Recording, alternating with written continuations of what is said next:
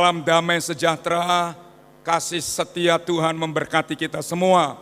Baik yang ada di gereja maupun yang ada di rumah yang sedang mengikuti ibadah online pada hari ini. Kiranya Tuhan memberkati kita.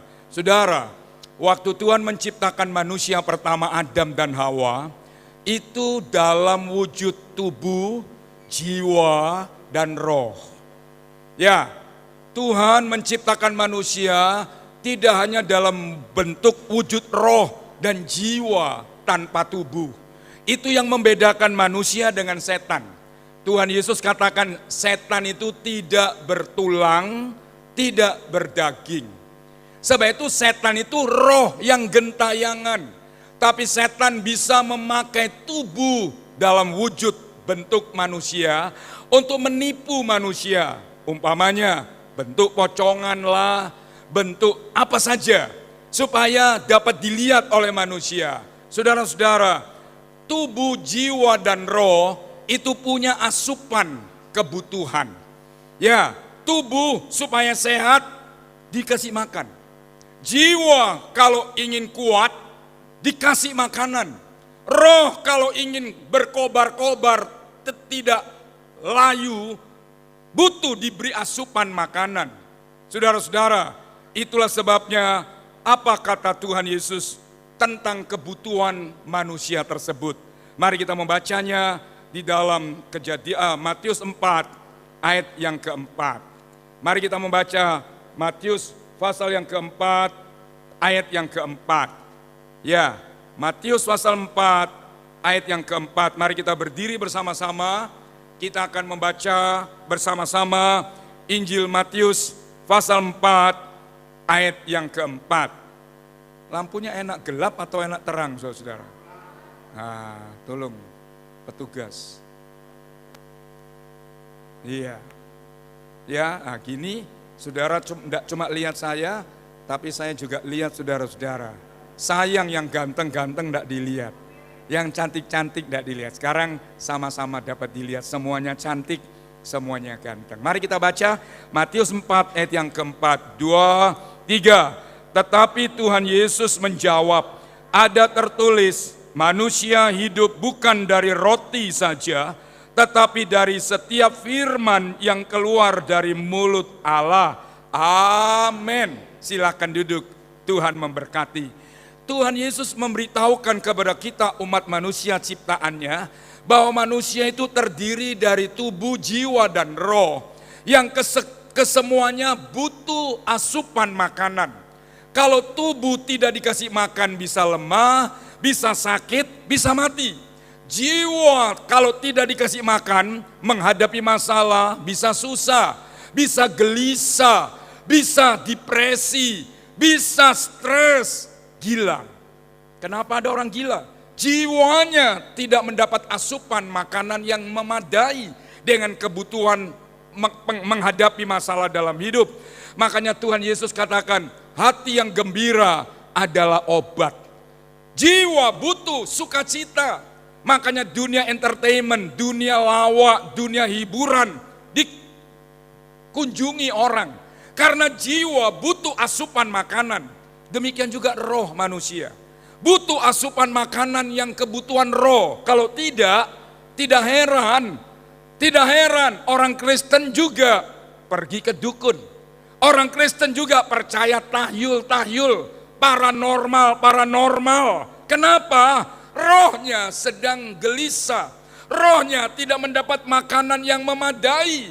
Lalu dia mencari roh yang bukan Tuhan. Nah, hari ini Tuhan Yesus katakan, manusia tidak hanya hidup dari roti saja, yaitu kebutuhan tubuh, tapi juga dari tiap firman yang keluar dari mulutnya Allah. Dengan demikian, maka tidak bisa.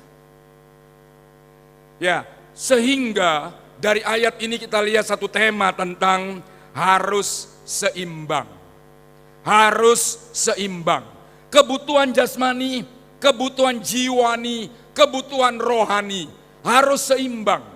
Kalau hanya jasmani saja, saudara-saudara, kalau hanya jasmani saja, makanan jasmani akan menghidupkan tubuh kita. Iya kan? Kebutuhan jasmani menghidupkan, mengkuatkan tubuh kita. Makanya kalau masih muda, kasih makan yang banyak supaya tubuhnya kuat. Tapi kalau sudah umur 5-60 tahun, makanan jasmani mulai dikurangi. Kalau tidak ingin kolesterol. Saudara-saudara, masa pertumbuhan mesti makan supaya kuat. Saya kemana-mana ngajak Pak Samuel, dan setiap kali ajak Pak Samuel makan, saya selalu katakan pesan dua. Kenapa? Daripada pesan satu nanti entek pesan lagi kesuwen. Ya kan? Saya sudah selesai, kamu masih mau pesan lagi, terlambat. Kelamaan perjalanan kita. Kenapa? Karena besar badannya. Panjang perutnya. Banyak isinya. Tapi kalau sudah umur 5-60 tahun, apalagi 60 tahun ke atas, mesti kurangi. Kurangi, supaya kita tetap sehat. Jiwa juga begitu, butuh asupan. Kalau jiwa dikasih makan, menghadapi masalah, kita tetap sukacita.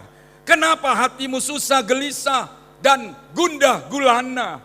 Lalu kemudian kau jatuh stres dan depresi, dan tidak sedikit yang jadi gila. Karena tidak kuat menghadapi tantangan jiwa yang sedang dihadapi.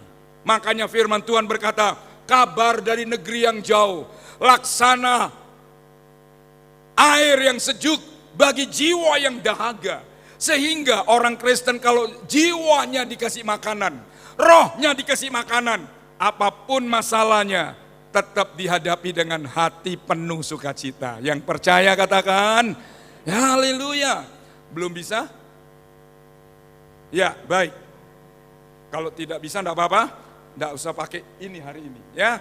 Saudara, kenapa ada rewelnya? Ya, rewel. Jangankan elektronik bisa rewel. Orang aja.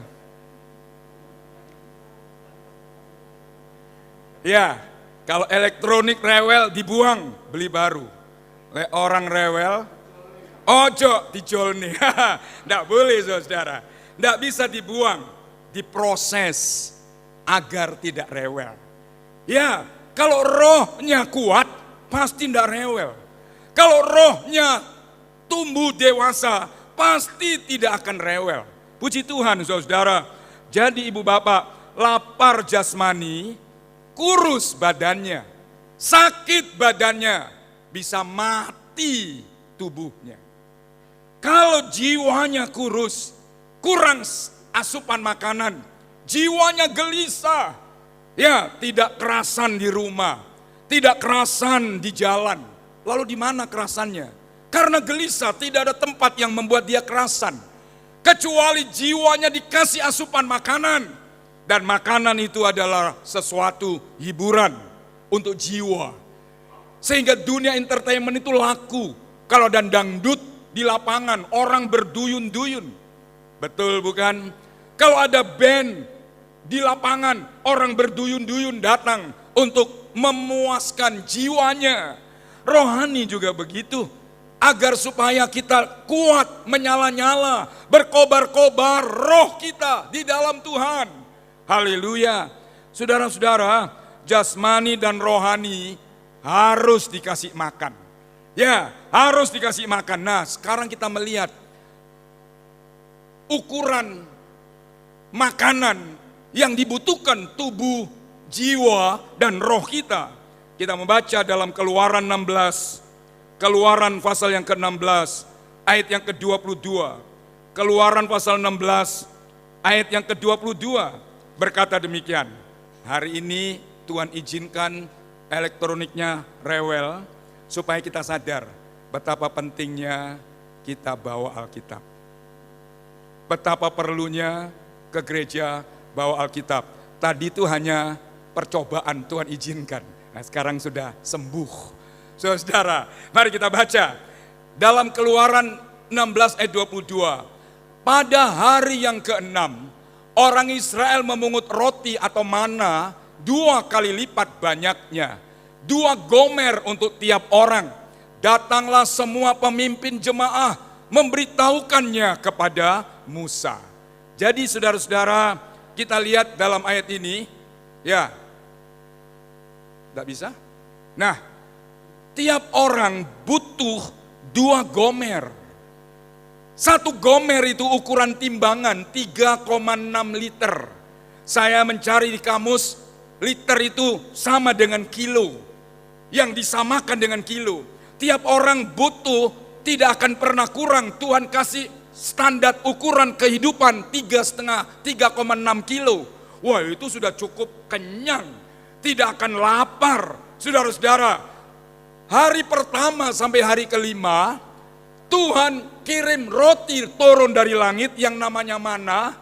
Tiap orang harus ambil 1 gomer. Karena tidak akan pernah kekurangan roti tersebut. 40 tahun ini perjalanan, Tuhan kasih roti turun dari langit setiap hari. Tapi pesan Tuhan, hari yang ke-6, tiap orang harus ambil double porsi. Tiap orang ambil 2 gomer. Kenapa? Karena besok itu hari ke-7, Sabat. Hari perhentian. Tidak turun mana dari langit. Kalau tidak ambil hari ini double porsi, besok tidak ada makanan. Besok akan kelaparan dan bisa mati rohaninya. Jadi saudara-saudara, kita lihat bersama-sama hari yang ke-6 adalah hari yang terakhir. Kita sedang hidup di hari-hari terakhir, Tuhan akan segera datang. Ya, cari makan jasmani itu perlu. Tidak boleh lupa rohmu butuh makanan. Supaya rohku tetap menyala di tengah gelapnya malam di dunia ini. Di tengah banyaknya persoalan dalam kehidupan yang sedang kita hadapi. Tidak heran bukan kenapa ada orang Kristen tidak ke gereja. Orang Kristen tidak mau setia. Kenapa? Rohnya tidak kuat. Rohnya tidak kuat. Tidak menyala-nyala buat Tuhan. Buat dunia menyala. Buat dunia berkobar-kobar. Tapi buat Tuhan tidak menyala. Saudara-saudara, sekaranglah waktunya rohani kita dikasih makan double porsi. Karena kita sedang hidup di akhir zaman. Hari terakhir, besok Sabat. Besok tidak ada roti turun dari langit. Dan itu berarti kelaparan. Rela bila yang jasmani, saudaraku, tidak dikasih makan bisa sakit, bisa mati. Rohani juga begitu. Ya, apalah artinya jadi orang Kristen, rohaninya mati. Rohaninya tidak tumbuh. Rohaninya tidak menyala-nyala. Rohaninya tidak berkobar-kobar buat Tuhan. Saudara-saudara, jadi kita lihat bersama-sama kapan kelaparan itu terjadi. Kapan kelaparan itu terjadi? Yang pertama kita membaca Yehezkiel 7 ayat 26 sampai 27. Mari kita lihat, kelaparan jasmani sudah terjadi sejak ribuan tahun yang lampau. 4.000 tahun yang lampau zaman Abraham dari hari ini. 4.000 tahun yang lampau dari hari ini, Abraham pernah hidup dan zaman itu terjadi kelaparan. Sehingga Abraham harus pergi tinggalkan Kanaan ke Mesir. Demi kelaparan itu, di Mesir dia beli budak perempuan bernama Hagar. Itu jadi masalah. Dari Hagar lahirlah Ismail bagi Abraham. Dan itu masalah sampai hari ini. Abraham belum mati, anaknya bernama Ishak juga mengalami masa kelaparan. Kelaparan yang begitu hebat yang terjadi. Belum selesai. Lalu Yusuf kita kenal, ada 7 tahun kelimpahan di Mesir. Ada 7 tahun kelaparan karena kekeringan panjang. Saudaraku, semua dijual hanya demi untuk cari makan. Dan tidak cukup untuk itu semuanya. Ada satu kelaparan jasmani yang pernah terjadi di dalam sejarah Israel. Di kota Samaria. Karena orang Israel meninggalkan Tuhan, lalu tidak perlu Tuhan, Tuhan izinkan kelaparan itu, kekeringan menimpa. Demikian hebatnya. Ibu-ibu berkata, hari ini anakku dibunuh, kita makan bersama. besok ibu anakmu yang dibunuh, kita makan bersama-sama. Kelaparan yang tidak pernah terjadi lagi seperti peristiwa tersebut. Kenapa itu terjadi? Apakah kita perlu peristiwa itu datang baru kita mau cari Tuhan? Terlambat. Ayat ini kita baca, bencana demi bencana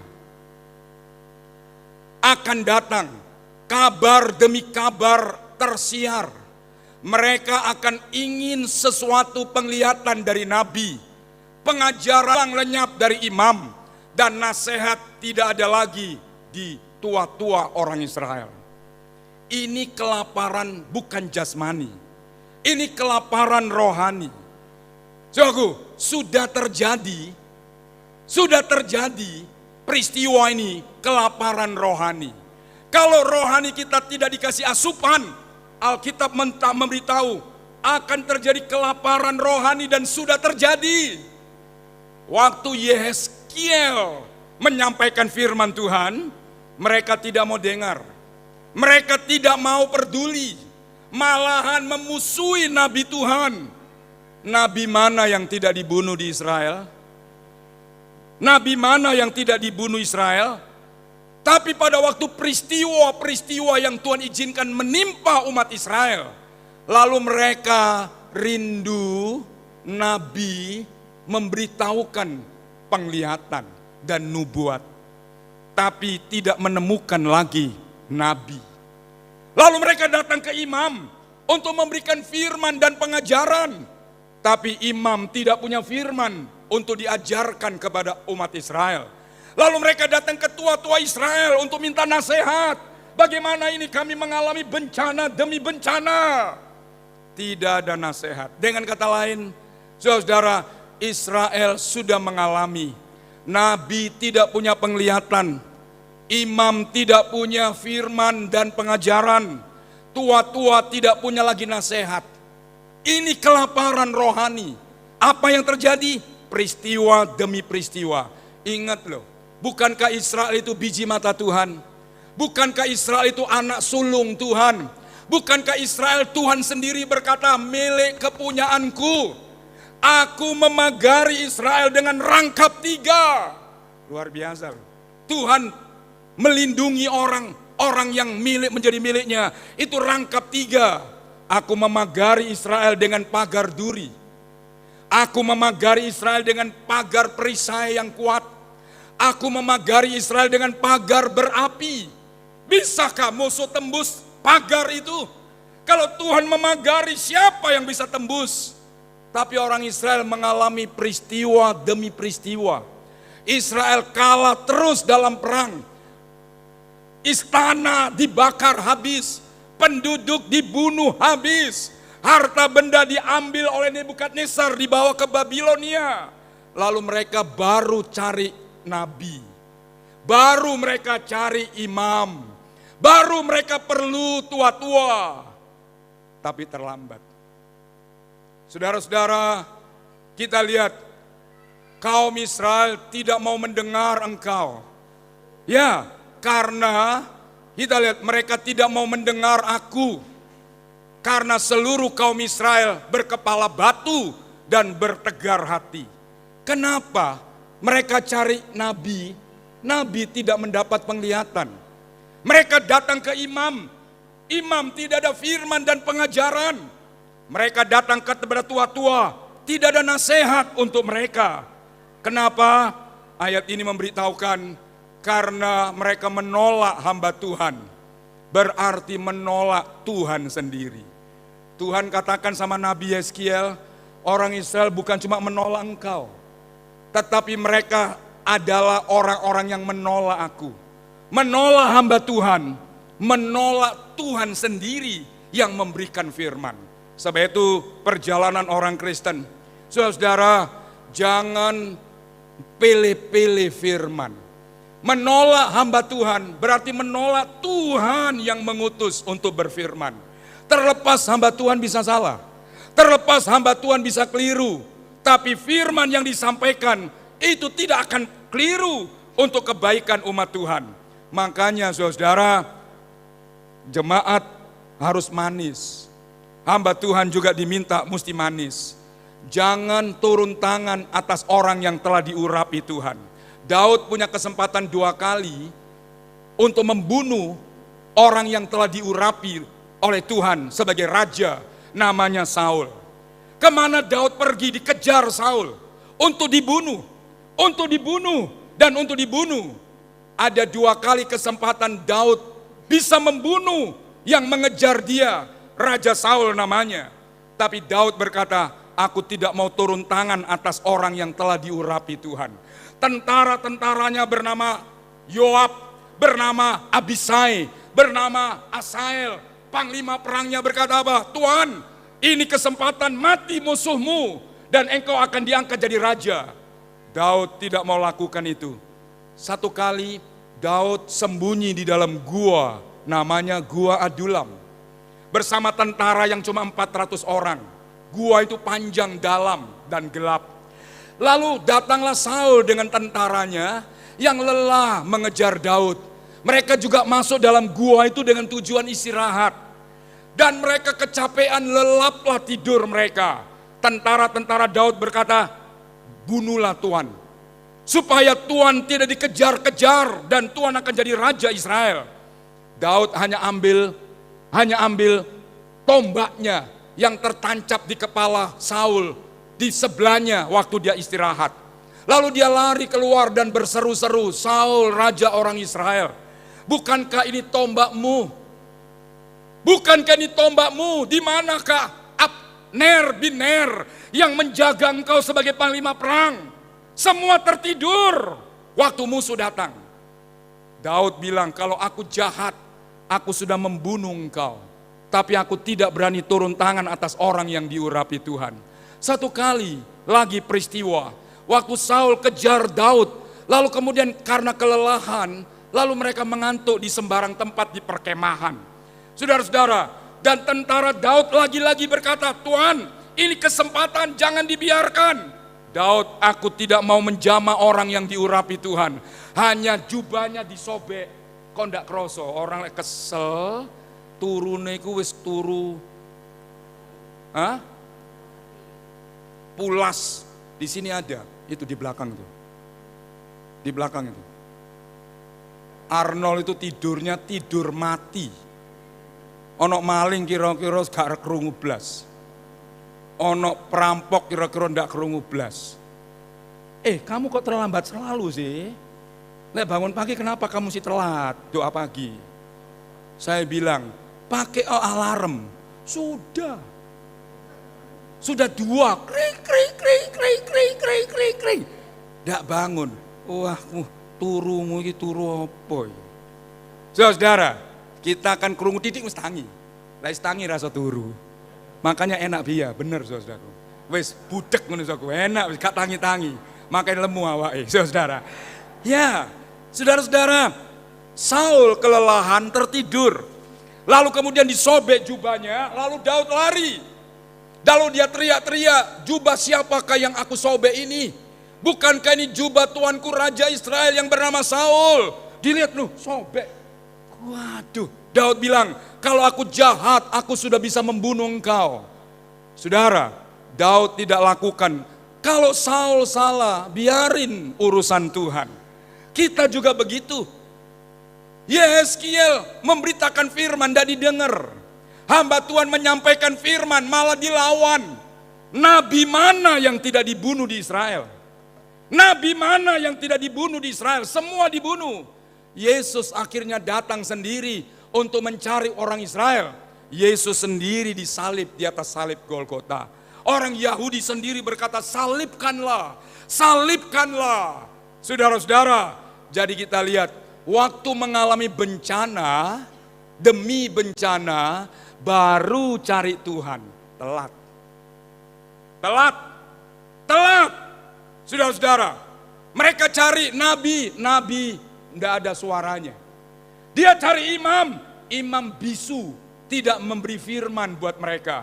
Mereka cari orang tua-tua Israel, orang tua-tua tidak ada nasihat untuk mereka. Saudara, kalau rohani mengalami peristiwa seperti ini berbahaya. Tidak ada nasihat buat saya dan saudara. Tidak ada teguran yang disampaikan oleh Tuhan melalui hamba-hambanya. Jadi kita lihat bersama-sama, mereka menolak Tuhan yang berfirman kepadanya. Lebih jauh dalam Yeremia 42, ayat yang kelima. Berkatalah orang Israel kepada Nabi Yeremia, biarlah Tuhan menjadi saksi yang benar dan yang dapat dipercaya terhadap kami. Jika kami tidak berbuat menurut segala firman yang disuruh Tuhan Allahmu, kau sampaikan kepada kami. Ayat 6, maupun baik ataupun buruk firman yang disampaikan engkau, kami akan dengar suara Tuhan Allah kita, yang kepadanya kami mengutus engkau, supaya keadaan kami baik, oleh karena kami mendengarkan suara Tuhan Allah kita.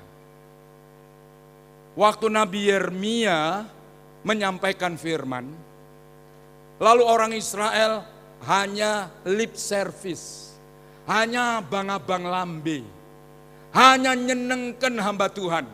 Yang kau sampaikan kami akan dengar, baik yang baik atau yang buruk, kami akan dengar dan lakukan.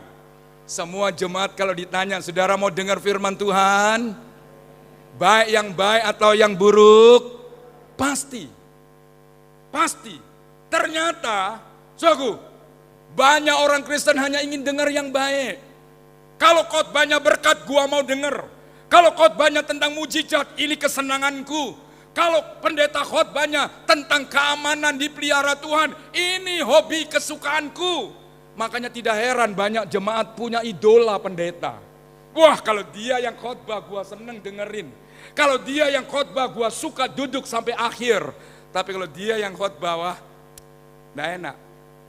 Firman yang baik atau yang buruk, semuanya perlu buat roh kita.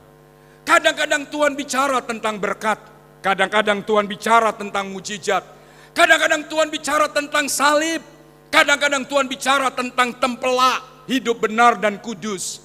Kadang-kadang Tuhan menghajar umatnya, semuanya baik. Tapi hanya yang baik yang mau didengar. Saudara-saudara, sebab itu jangan pilih-pilih firman. Jangan pilih-pilih firman, itu asupan. Saudara, kalau makan sate kambing, baik. Tapi kalau sudah tiap hari makan sate kambing, bukan baik jadinya, semper.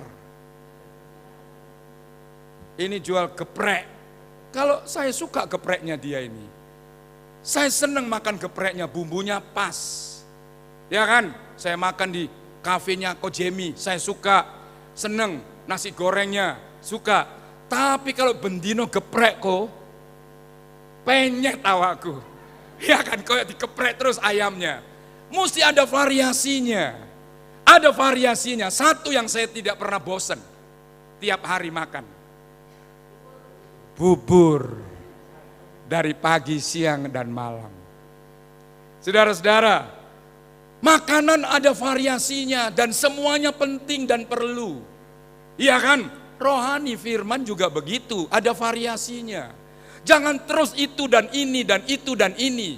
Ini memang enak, tapi ada bagian lain firman yang menempelak yang dibutuhkan. Yang keras yang dibutuhkan. Saudara, supaya kita sehat, roh kita kuat, roh kita waktu menghadapi persoalan kehidupan yang terus menerus menimpa kita. Apa tunggu peristiwa demi peristiwa terjadi baru mau dengar firman? Ingat loh, kalau umat Israel tidak mau dengar, Tuhan angkat pagernya. Rangkap 3 loh. Hebat, rangkap 3 loh. Makanya orang Kristen tidak boleh cari dukun, tidak boleh pergi ke paranormal, tidak boleh pergi ke guna-guna, karena Yesus sanggup menjagai anak-anaknya. Tuhan berkata, aku tidak pernah mengantuk menjagamu, apalagi tertidur. Selama kita dekat Tuhan, pagar itu begitu kuatnya. Pagar yang berupa perisai, pagar yang berupa pagar duri, pagar yang berupa pagar berapi. Siapa bisa tembus? Musuh mana yang bisa tembus? Kalau Tuhan di pihak kita, siapa lawan kita? Itu benar firman Tuhan. Sebab itu saudara, kalau roh kita lemah, Tuhan angkat pagarnya. Tuhan angkat pagarnya, membuat musuh dengan mudah masuk dan menghancurkan orang Israel. Sebetulnya Israel itu sing ada lawan. Israel itu tidak ada tandingannya di dunia ini. Hanya nyanyi, Yeriko roboh. Apaan tuh? Hanya nyanyi. Keliling kota Yeriko kalah. Ini perang atau dolanan? Karena Alkitab menulis, aku yang berperang ganti kamu. Wow, Tuhan yang di pihak kita, Dia yang berperang. Saudara, sadarkah setiap malam Tuhan perintahkan malaikatnya berkemah di sekeliling rumahmu? Mana manusia bisa tembus malaikat yang berkemah di rumahmu, di pekerjaanmu, di tempat engkau berada? Tuhan berkemah menyuruh malaikatnya. Kalau bangun pagi sehat, kamsya Tuhan. Terima kasih Tuhan. Aku tidak bisa balas dengan apa, kecuali mau berbakti dengan setia. Puji nama Tuhan, saudara-saudara. Jangan pilih firman. Karena kelaparan itu akan terjadi, sudah terjadi. Dan ini buat kita, yang kedua. Ini buat saya dan saudara-saudara. Tadi untuk Israel sudah terjadi. Apa akibatnya? Mereka akan hancur karena Nebukadnezar. Hancur karena Nebukadnezar. Negerinya rata dengan tanah. Istana yang dibangun oleh Salomo dengan megah. Rata dengan tanah. Habis. Saudara-saudara, itu sudah jadi pelajaran buat kita. Ini buat saya. Yang kedua, Amos 8 ayat 11. Sesungguhnya waktu akan datang, belum sekarang. Waktu akan tiba, belum hari ini. Besok atau akan datang. Demikianlah firman Tuhan Allah. Aku akan mengirim kelaparan, kata Tuhan, ke dalam negeri. Bukan lapar akan makanan dan bukan haus akan air minuman. Melainkan haus dan lapar untuk mendengarkan firman Tuhan. Saudara-saudara, akan datang harinya. Aku kirim kelaparan. Bukan lapar akan makanan jasmani, tapi lapar akan mendengar firman. Kalau orang Israel sudah mengalami waktu kelaparan itu terjadi, mereka cari imam, tidak ada firman. Mereka cari nabi, tidak ada penglihatan. Mereka cari tua-tua, tidak ada nasihat. Apa jadinya kalau kita tanpa nasihat hidup di dunia ini? Apa jadinya kalau kita tanpa teguran hidup di dunia ini? Makanya orang tua kita itu nasihati kita tak henti-hentinya. Menegur kita tak henti-hentinya. Supaya jadi anak yang baik. Bukan? Tuhan juga begitu. Tak henti-hentinya nasihati kita lewat firman-Nya. Tak henti-hentinya Tuhan, apalagi, saudaraku, tegur dengan keras. Supaya jadi jemaat umat yang baik. Agar Tuhan terus memagari kita dan memberkati kita. Apa sih susahnya Tuhan berkati? Tidak susah buat kita, buat Tuhan. Saudara-saudara, ini yang kedua, akan terjadi lagi. Kelaparan rohani. Ya, oleh kemajuan teknologi. Kemarin saya lihat di YouTube, Cina daratan itu luas. Tapi di tengah-tengah daratan Cina itu, kering kerontang karena gurun pasir. Gurun pasir. Yang subur itu di daerah selatan, karena dekat laut, dekat sungai. Kita lihat ada sungai yang terpanjang di Cina, Guangzhou. Kita lihat ada sungai kuning di situ. Ada pinggir laut Shanghai, kota yang subur dan luar biasa besarnya. Tapi oleh kemajuan teknologi, gurun pasir diubah oleh Cina jadi kebun buah-buahan. Jadi tanam-tanaman dengan irigasi yang begitu luar biasa. Jadi akan datang, manusia tidak usah takut kelaparan jasmani. Kelaparan pangan tidak akan terjadi. Indonesia sedang digalakkan untuk membangun, untuk menanami lahan-lahan tidur. Gambus yang tidak ada tanaman mulai ditanami. Supaya tumbuh makanan. akan datang manusia tidak akan pernah akan kelaparan lagi. Karena tanaman terus ditambah dengan bibit unggul. Kita tahu beberapa tahun yang lalu Ethiopia kering kerontang, hanya matanya besar dan kepalanya besar, badannya kurus. Kurang gizi karena kelaparan. Mereka datang ke Israel dan Israel oleh teknologi modernnya mengubah tanah Ethiopia yang kering kerontang subur. Dan Ethiopia sekarang menjadi negara pengekspor buah-buahan ke Eropa. Ilmu, kemajuan teknologi. Tapi yang Tuhan katakan hari ini buat kita, akan terjadi kelaparan bukan makan dan minum. Tapi lapar akan mendengarkan firman Tuhan. Kita lihat selanjutnya, ayat yang ke-12. Ayat 12 tolong, ayat 12. Mereka akan, ayat 12, mereka akan pergi mengelilingi lautan. Ya, Amos tadi pasal 8 ayat 12. Mereka akan mencari makanan rohani tapi tidak ditemukan. Bisa dikeluarkan atau saya baca? Ya. Maka teruna-teruna dan anak darah rebah, letih lesu dan kemudian mati. Saudara-saudara, dunia sekarang ini sedang dikuasai pemuda-pemudi. Ya, 45% usia di bawah 40 tahun jumlah penduduk dunia ini. Akan menguasai dunia, sebab itu pemuda-pemudi gereja yang rajin kerja, yang pintar sekolah, engkau yang akan memimpin negeri kita. Ya, yang akan jadi pejabat dan yang akan jadi pemimpin negeri kita. Pemuda-pemuda. Tapi Alkitab menulis, bisa ditayangkan ayat 11, pasal 8 Amos tadi. Saudara-saudara, Amos 8 ayat 11, sesungguhnya waktu akan datang, ayat 12 tolong, ayat 12. Ya.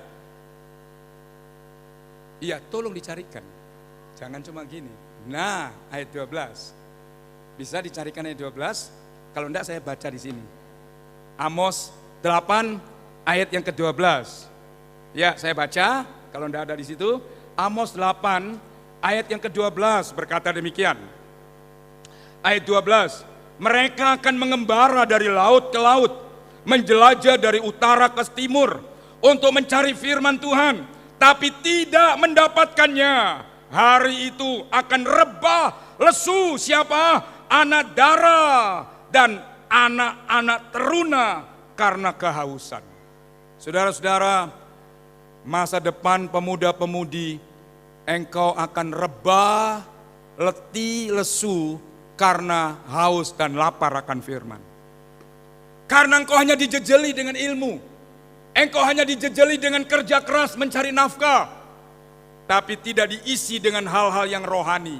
Akan datang kelaparan dan pemuda-pemuda gereja kita akan lihat akan rebah, akan letih lesu dan mati. Marilah perhatikan ini pemuda-pemudi. Sebab itu pengurus pemuda-pemudi perhatikan. Ya, selamatkanlah pemuda-pemudi yang adalah pemimpin bangsa, pemimpin gereja masa depan. Supaya mereka kaya dengan asupan rohani, agar kuat, teguh dan berdiri, menyala dan berkobar buat Tuhan. Saudara-saudara, kita lihat bagian kita ini luar biasa. Ya, akan terjadi lagi. Kapan? Lapar bukan makan jasmani dan minum jasmani, tapi lapar haus. Mereka cari tapi tidak ditemukannya. Mencari nabi, nabi tidak ditemui. Cari imam, imam tidak ditemui. Cari tua-tua memberi nasihat, tidak didapatinya. Alkitab memberitahukan teruna dan anak darah akan rebah dan jatuh. Pertanyaannya, kapan ini terjadi? Kan akan terjadi. Kapan ini terjadi? Kata akan bukan hari ini. Kata akan bukan besok. Kata akan bukan lusa. Tapi akan datang. Akan terjadi lagi kelaparan rohani. Kapan? Setelah Tuhan Yesus datang. Bukankah ini yang kita rindu-rindukan? Kapan Yesus datang kembali? Menjemput kita jadi mempelainya. Yang mati dibangkitkan, yang hidup diubahkannya. Akan terjadi kubur-kubur pecah. Anak-anak Tuhan yang setia yang sudah mati kuburnya akan pecah. Dan mereka akan diangkat Tuhan, ketemu di awan-awan yang permai. Dan sorotan media begitu dahsyat memberitakan, kubur pecah, kubur terbongkar, orang mati bangkit. Itu kegenapan firman akan terjadi. Kita yang masih hidup, yang masih bernafas, diubah dengan tubuh kemuliaan. Lalu kita terbang ke angkasa, ketemu Tuhan muka dengan muka. Ini yang kita sedang rindukan. Oleh sebab itu yang kuat saudara-saudara, kedatangan Tuhan sudah tidak lama lagi. Kita sedang hidup di akhir dari akhir zaman. Yesus segera akan datang. Ya, setelah gereja diangkat. Kapan itu terjadi kelaparan? Saat antikris memerintah. Waktu gereja diangkat di dunia ini yang tertinggal akan mengalami masa kerajaan antikris memerintah. Tidak bisa hidup, tidak bisa bekerja, tidak bisa berdagang, kecuali menyembah patung yang dibuat oleh antikris. Saat itu baru cari firman, enggak nemu. Saat itu baru cari imam, enggak dapat. Waktu itu cari Roh Kudus, sudah enggak ada. Dan itulah aniaya besar yang ditulis Alkitab. Tapi ini bukan buat saudara, ini bukan buat saya. Kita sedang menantikan Tuhan Yesus menjemput kita. Yang setuju katakan. Tapi Alkitab memberitahukan ada 5 anak darah yang pandai, 5 anak darah yang bodoh. Yang pandai membawa pelita dan minyaknya. Ya, makanya kita doa, beri minyak padaku dalam lampu. Ini sembahyangku. Saudara, jangan cuma menyala, tidak ada minyaknya. Bisa mati. Menyala hari ini, tapi ada minyak kan kita menyala di malam yang gelap sampai Yesus datang. Dan Alkitab menulis 5 anak darah itu dipersilakan masuk dalam maligai pesta pernikahan anak domba. Yang 5 tertinggal. Ini peristiwa akan terjadi. Yesus sendiri berkata dalam khotbahnya, 2 orang di tempat tidur, 1 diangkat, 1 tertinggal. 2 orang sedang di ladang, 1 diangkat, 1 ditinggal. Kalau itu keluarga kita yang tertinggal, bukan perpisahan sementara ini, tapi perpisahan yang tiada lagi dapat disesali. Dan itu sangat mengerikan. Kematian bukan perpisahan buat anak Tuhan, tapi kalau tidak menyala dalam Tuhan, perpisahan itu akan terjadi dan tidak akan pernah ketemu.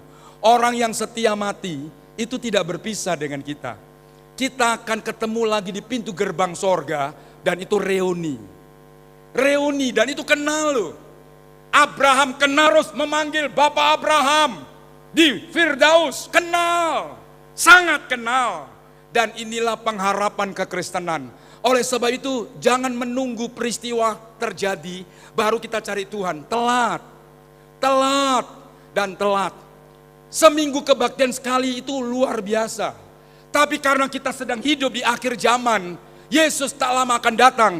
Tidak cukup seminggu sekali saudara. Yang masih bisa ayo nambah ibadah doa. Nambah ibadah pendalaman Alkitab. Untuk apa? Supaya rohku tetap menyala di tengah kesukaran. Prediksi tahun 2023. Saudaraku, akan terjadi lagi kesukaran ekonomi. Hari ini saja kita sudah mulai melihat. Kita lihat inflasi sudah mulai naik. BBM naik. Semua naik, Lombok naik, beras naik, apalagi saudara, semua naik. Makanya saya bilang sama Tante Mam kemarin, kita tidak boleh lagi sembarang pengeluaran yang konsumtif. Kalau tidak perlu keluar. Saudara, ning jero omah. Saudara-saudara, kesukaran ekonomi semua sedang mengalami. Tahun 2023 akan lebih lagi. Tapi tidak usah takut buat anak Tuhan. Akan dipelihara oleh Tuhan dengan luar biasa. Tepuk tangan buat Tuhan kita. Selama saya dekat dengan Tuhan, saudara dekat dengan Tuhan, adakah sesuatu yang mustahil Tuhan lakukan untuk memberkati kita? Tidak ada. Sebab itu jangan puas seminggu sekali. Kecuali engkau repot dan sebagainya. Bedanya sekarang ini jemaat ini lebih senang ikut ibadah online. bisa milih gereja, bisa milih pendeta, bisa milih pengkhotbah. Saya mau tanya, ikut ibadah online itu nonton wong kebaktian atau ikut kebaktian? Awakmu lho sing ngomong. Kecuali darurat, saya sakit, aku ikut online. Kecuali saya di perjalanan, aku ikut ibadah secara streaming. Kalau tidak, kita ini tidak sedang beribadah. Kita sedang nonton orang beribadah. Elek, pindah channel. Elek, pindah. Sing WL, elek, pindah. Golek sing ganteng, golek sing ayu, elek, khotbahe pindah. Iki khotbahe ndak enak iki, keras. Ndak enak iki, ngalih. Ini nonton ibadah. Dan ini tidak mendatangkan apa-apa. Hanya tahu, tapi tidak dapat melakukannya. Saudara-saudara, saya tidak salahkan yang ikut streaming. Ikut. Karena darurat. Kita sakit di rumah. Kita di perjalanan. Kita sibuk terlalu. Tidak bisa lalu ikut streaming. Itu baik. Itu baik. Saudara-saudara, tapi tidak boleh terus-terusan streaming. Kok tidak kebaktian? Streaming. Sik toh. Lu ngomong mbek pendeta, streaming. Lu ngomong mbek pendeta, lu streaming. Engkau tak tanya, engkau tersinggung. Lu ini streaming kebaktian atau lu nonton? Di gereja gua berani ngomong karena untuk semua. Tapi satu orang kok tersinggung. Saudara, tapi nyatanya begitu. Saudara-saudara, saat antikris memerintah, saat itulah lapar dan haus rohani terjadi. Orang akan dari laut ke laut beredar mencarinya. Dari timur ke barat untuk mencarinya, tidak menemukannya. Itu sebabnya pemuda dan pemudi akan rebah. Dan ini kita takutkan, generasi gereja pemuda-pemudi yang kuat dalam Tuhan. Karena engkau yang akan ganti kita-kita yang sudah tua. Engkau yang akan mengganti generasi penerus gereja. Yang kuat, yang menyala, oleh sebab itu yang setia di dalam Tuhan. Makan rohani double porsi. Dan engkau akan kuat di dalamnya. Dialami oleh gereja yang tertinggal. Saudara-saudara, kita melihat bersama-sama ya yang terakhir. Pasal 55 ayat 1 dan 2. Lalu bagaimana sekarang? Ini hati Tuhan. Sebelum hal itu terjadi.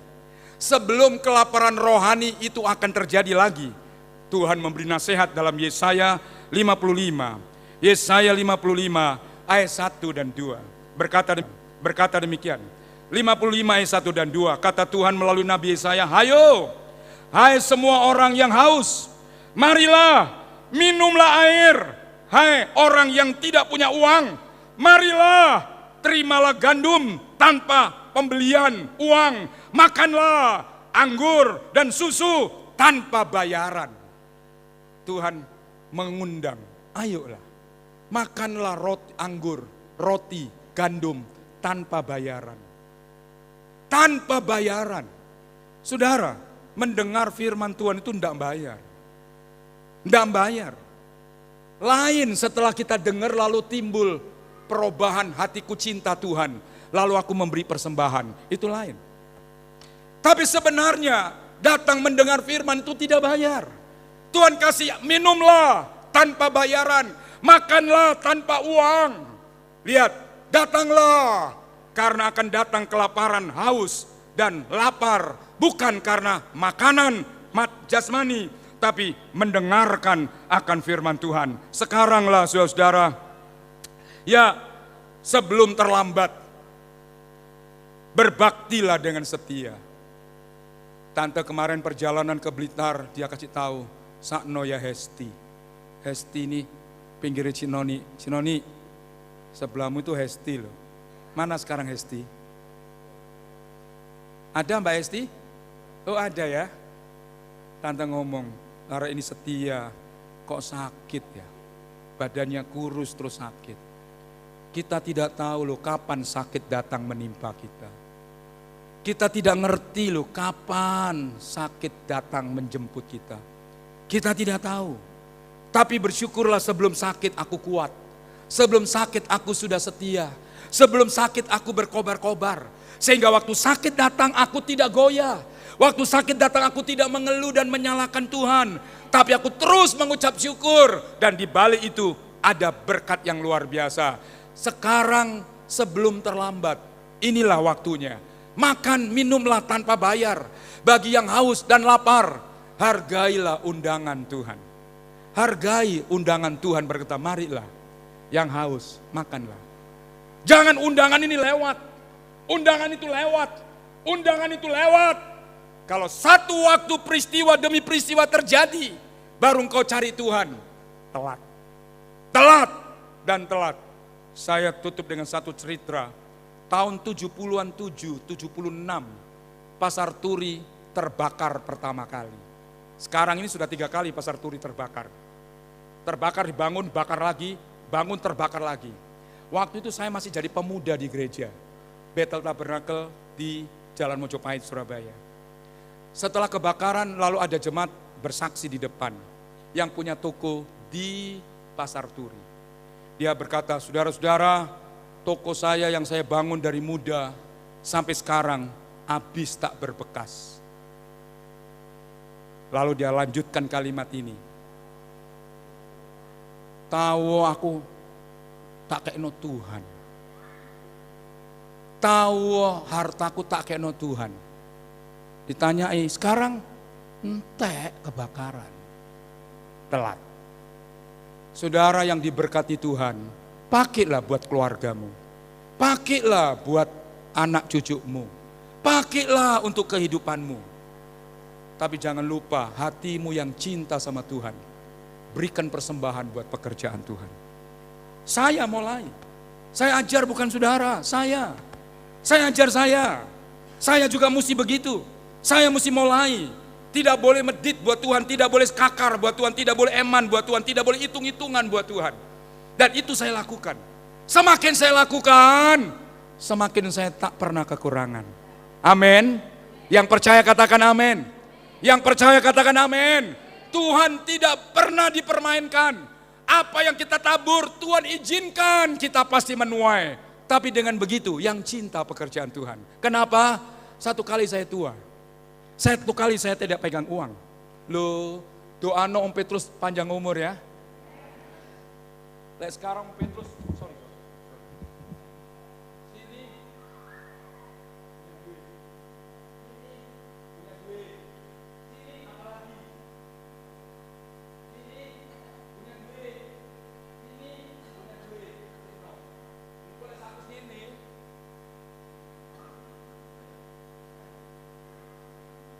Duit dicekel sapa?